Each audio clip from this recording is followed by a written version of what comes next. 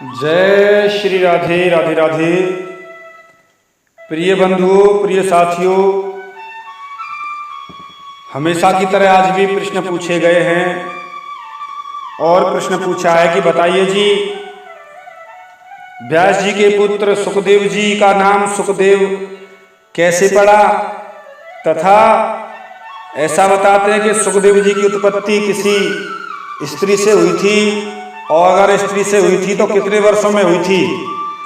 तो साथियों, ये प्रश्न पूछे हैं। आपके प्रश्न का उत्तर देने के लिए हम लोग जा रहे हैं। और साथियों, इन प्रश्नों का उत्तर ढूंढने के लिए शास्त्रों में बड़ी देर लगी है, क्षमा चाहते हैं। जिन्होंने प्रश्न किए हैं वो भी सुन रहे होंगे। तो साथियों, आपके प्रश्न का उत्तर देने के लिए चलते हैं शास्त्रों से।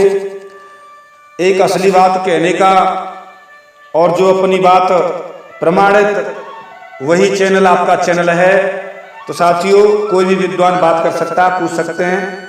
हम अपनी मन गढ़ंत कोई बात नहीं कहते हैं। तो इसीलिए हम बता रहे हैं कि दिव्य ग्रंथ कॉपी कोड सुखदेव जी का जन्म कितने वर्षों में हुआ था। इसीलिए दिव्य ग्रंथ कॉपी कोड ये बताया है कि S2 का 47। और सुखदेव जी नाम कैसे पड़ा, S6 का 264। तो साथियों, ये हमने आपको कोड बताए हैं। इस कोड के तहत अगर कोई विद्वान हमसे कमेंट करता है तो जरूर हम प्रमाणित करेंगे। अगर साथियों आप हमारे चैनल पर नए हैं, सब्सक्राइब नहीं किया है तो कर लीजिए।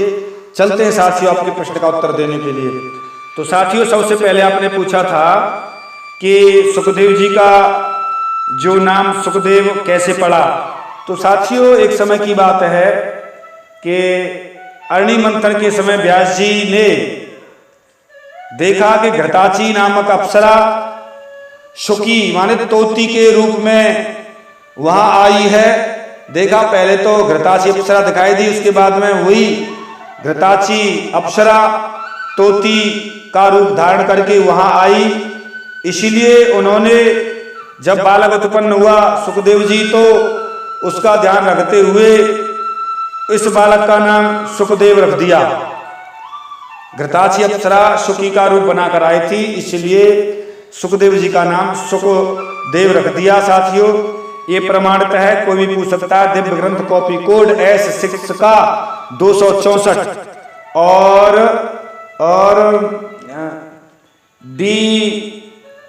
DB का 138। और साथियों, एक प्रश्न और आपने किया था, उसका भी उत्तर देने के लिए जा रहे हैं हम साथियों, कि सुखदेव जी की उत्पत्ति उसकी माताजी से हुई और कितने वर्षों में हुई, वो भी बताने के लिए जा रहे हैं। तो साथियों, दिव्य ग्रंथ कॉपी कोड S2 का 47। तो साथियों सुनिए असली कथा। एक समय की बात है साथियों,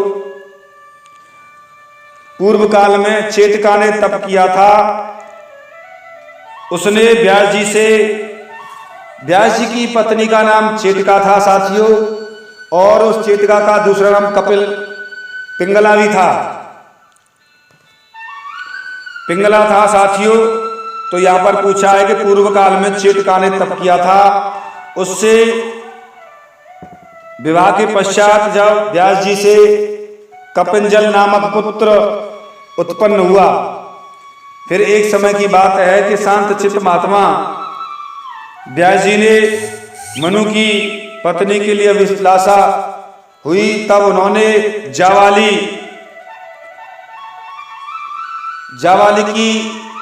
मुनि से प्रार्थना की। तब यहां पर बताया गया कि एक समय की बात है साथियों, मन में पत्नी की अभिलाषा हुई थी। तो जाकर व्यास जी ने जावाली मुनि से प्रार्थना की। तब जावाली मुनि समझ गए ये पुत्र विवाह योग्य है और इसका विवाह कर देना चाहिए। तब जाकर जावाली मुनि जी ने अपनी कन्या चेटिका का विवाह व्यास जी के साथ कर दिया। विवाह कर दिया तो व्यास जी ने उसके साथ में वन में रहते हुए बहुत दिन बिताए, और व्यास जी ने उसमें चेटिका गर्भवती हुई, और चेटिका का दूसरा नाम पिंगला भी था साथियों। उनके उदर में जब पुत्र आया तो 12 वर्ष बीत गए, किंतु गर्भ उत्पन्न नहीं हुआ, बच्चा बाहर नहीं आया। तो वह भीतर भीतर रहकर सुनता रहता था और ज्ञान प्राप्त कर लेता था। उसकी बुद्धि बड़ी प्रखर थी। उसने गर्भ में रहते हुए 8 अंगों सहित संपूर्ण वेद पढ़ लिए। स्मृति, पुराण तथा मोक्ष शास्त्र वह दिन रात पूर्ण रूपेण पाठ करता था।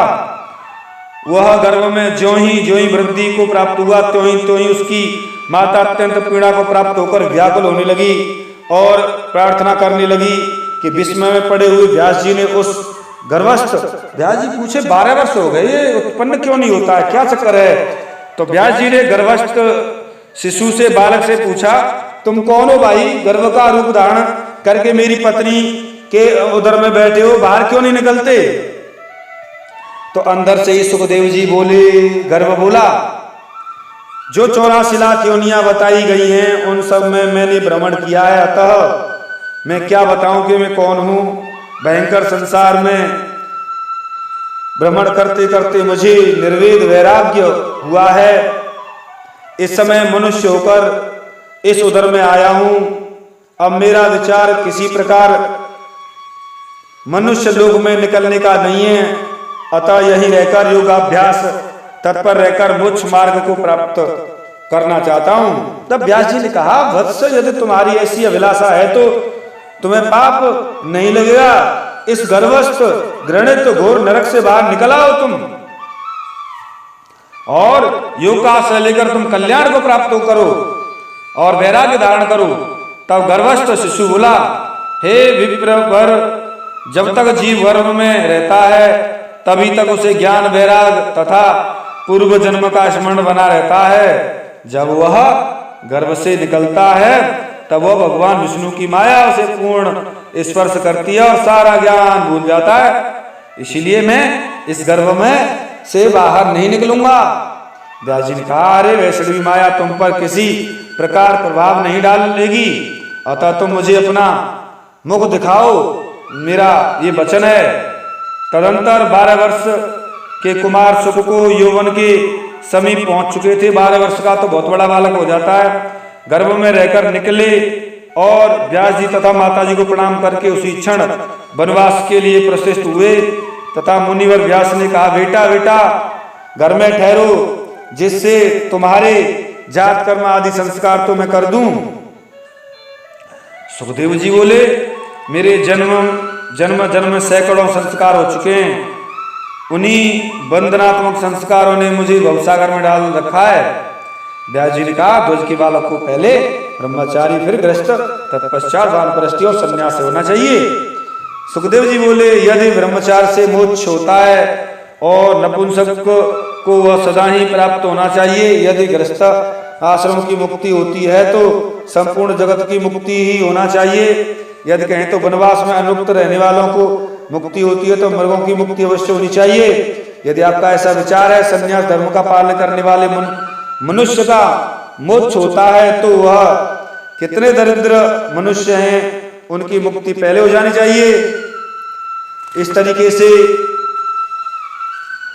समझा रहे हैं, बता रहे हैं। तो साथियों, आपको हमने सुखदेव जी का जन्म बताया कि सुखदेव जी की माता कौन थी और वह किसकी पुत्री थी, और सुखदेव जी कितने जन्म में, कितने वर्षों में गर्भ से बाहर आए थे, क्या क्या ज्ञान प्राप्त किया था और सुखदेव नाम कैसे पड़ा।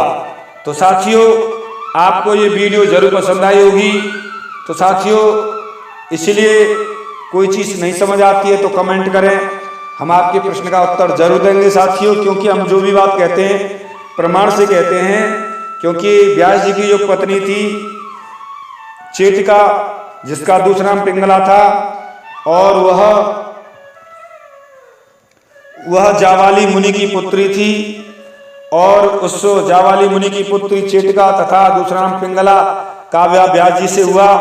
व्यास जी के द्वारा गर्भस्थ शिशु जो माता के गर्भ में था, 12 वर्ष बाद सुखदेव जी उत्पन्न हुए, और सुखदेव जी उत्पन्न होते ही ज्ञान वैराग पहले से प्राप्त कर लिया था और जंगल के लिए चल दिए थे।